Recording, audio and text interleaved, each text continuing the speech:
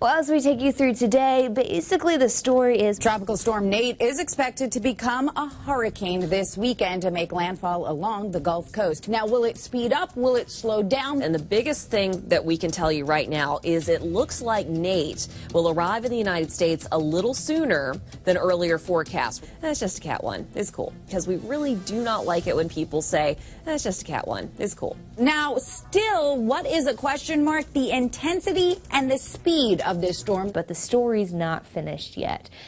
What happens on Monday? Moisture from Nate gets pulled up from the southwest.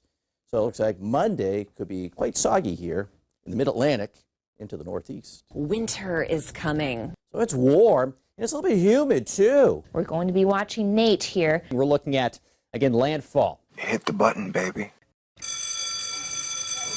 Everybody set. Welcome to Asteroid Fight Club. I'm your host, Thor. Today we have This could be like the moment to shine. And then on the other hand, you have a very doomsday outlook. But Here's the thing. Stay cool. This is a Thor News presentation. certainly feeling a bit cooler. And it is threatening the Gulf Coast. What does that mean? There are so many examples of Cat 1s that were very destructive. It is expected to be a big rainmaker. Eastern Nicaragua could see 10 to 20, locally 30 inches of rain, and that will cause mudslides and also life-threatening catastrophic flash flooding. So what is the lesson here, everybody? Please do not get caught up in the category. Well, Tropical Storm Nate has reemerged over the very warm waters here of the Northwestern Caribbean. U.S. oil and gas companies have evacuated production platforms in the Gulf. Hey, people, that is a super red flag. If the oil companies are getting their oil rig people out of there, that means it's a real deal.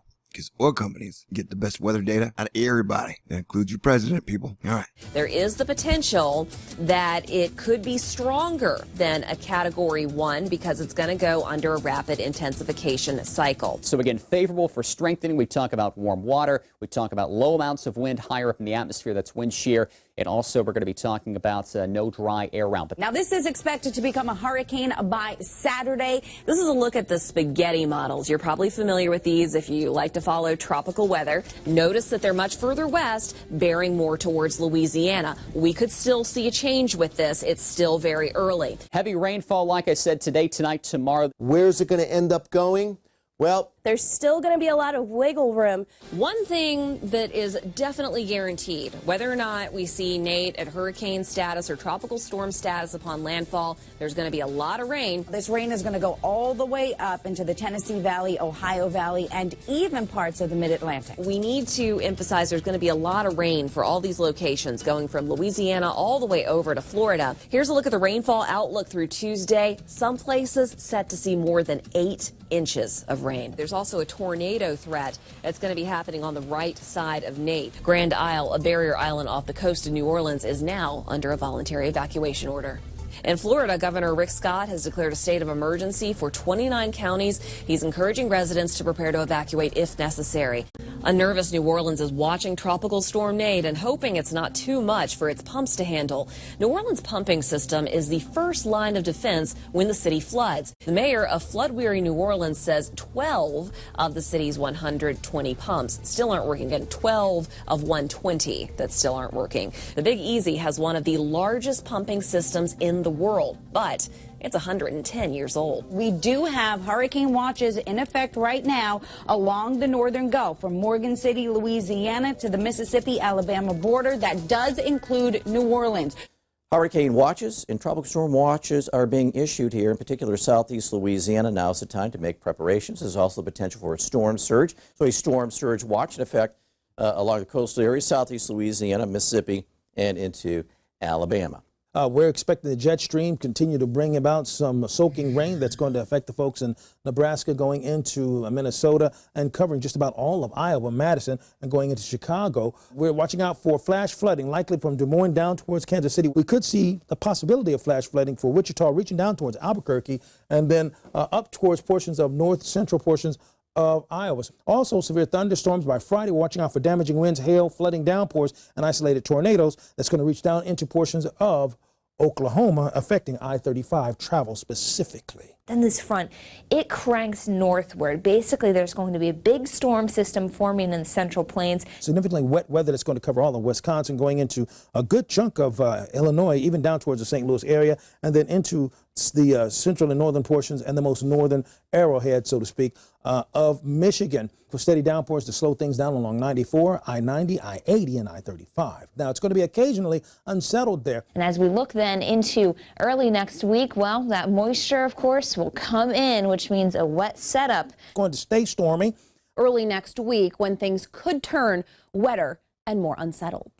An early season snowstorm covered parts of north central Montana late Tuesday night. The snow and sleet on the ground is making it hard for cars to travel and for businesses to operate efficiently. But watch this. So here it is, your Friday, back to the north. Check out New York City. And welcome to the warmth once again. Averages in the upper 60s will be near 80. Philadelphia, well above average. And even in the nation's capital, the average high is 72. We're up to 85. Will be warm, sunshine. So it looks like it's going to be a sweaty Saturday. So we'll be mindful of that. But that's about it.